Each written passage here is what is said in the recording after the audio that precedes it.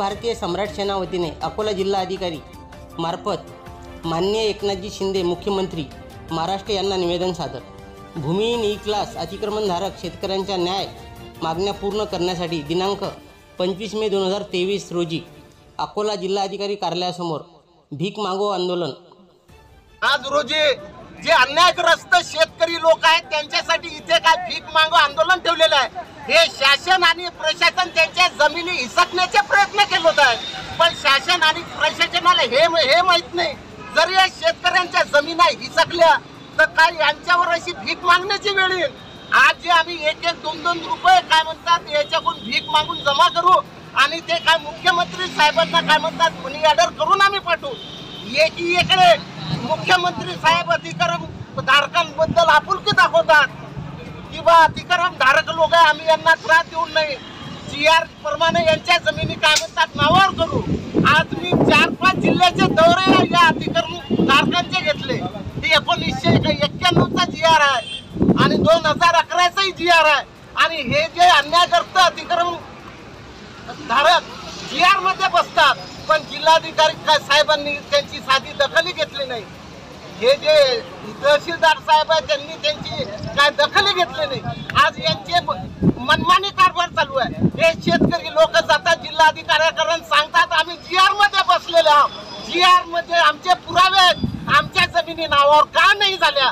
हे गरीब त्यांना हलकटावानी पाहतात, गरिबांना त्याची साधी दखल घेत नाही। हे तहसीलदाराकडे जातात, कागद दाखवतात किंवा आम्ही GR मध्ये बसतो, हे आमच्याकडे पुरावे आहेत, पण तो तहसीलदार साहेब यांची दखल घेत नाही।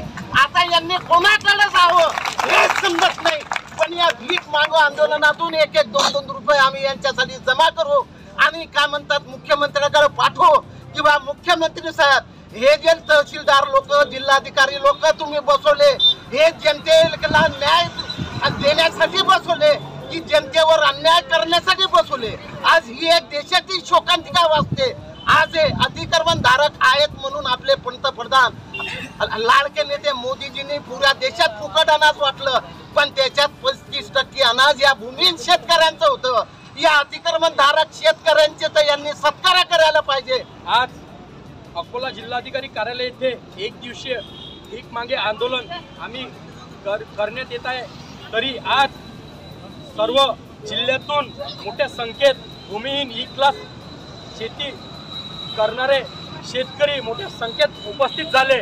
आज कर्मवीर दादासाहेब गायकवाड सबलीकरण योजना या महाराष्ट्र सरकारने हा GR काढला, परंतु आतापर्यंत अकोला जिल्ह्यात या योजनेचा एकही शेतकऱ्यांना लाभ भेटला नाही। या शेतकऱ्यांचा संपूर्ण आज शेती हे शासन जप्त करत आहे आणि शेती करायचं जे शेतकरी आहेत त्यांना हे नोटीस देत आहेत की तुम्ही शेती करू नका। आज या शेतकऱ्यांना या भूमिहीनांना या शेतीशिवाय काही उद्योगधंदा नाही। आज यांचं सर्व कुटुंब फक्त या शेतीवर अवलंबून आहे, तरी हे सरकार आज गरिबांना यांची हक्काची शेती सुद्धा हिसकून घेण्याचे प्रयत्न करत आहे। म्हणून आज या शेतकऱ्यांच्या समर्थनात मोठ्या संख्येत अकोला जिल्ह्यात आज आम्ही 1 दिवसीय एक धरणे आंदोलन भीक मागे आंदोलन केलं आहे। 7 तारखेला मिरुग आहे, तरी सुद्धा हे सरकार झोपलेलं आहे।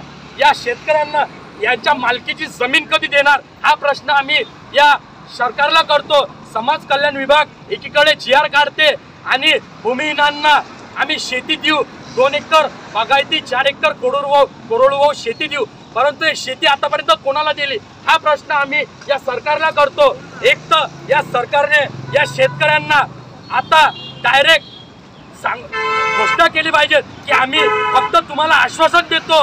हे शेतकरी आज या सरकारच्या भरोश्यावर बसलेले आहेत। या शेतकऱ्यांनी कोणाच्या इकडे पाहावे, एकही कोणता नेता शेतकऱ्यांना न्याय देण्यासाठी येत नाही, कोणताही अधिकारी या शेतकऱ्यांना न्याय देत नाही। हे शेतकरी आज भूमिहीन आहेत, हे रस्त्यावर बसलेले आहेत। या शेतकऱ्यांना न्याय देण्यासाठी या महाराष्ट्रात एकही कोणी नेता नाही, म्हणून आम्ही आज या शेतकऱ्यांच्या समर्थनात आम्ही जिल्हाधिकारी कार्यालय इथे 1 दिवसीय धरणे आंदोलन केलं आणि जोपर्यंत या शेतकऱ्यांच्या मागण्या पूर्ण होतील नाही तोपर्यंत आमचा हा लढा आम्ही चालूच देऊ। हक्काची जमीन आमच्या हक्काची असे कसे देत नाही, अरे असे कसे देत नाही, तो जमीन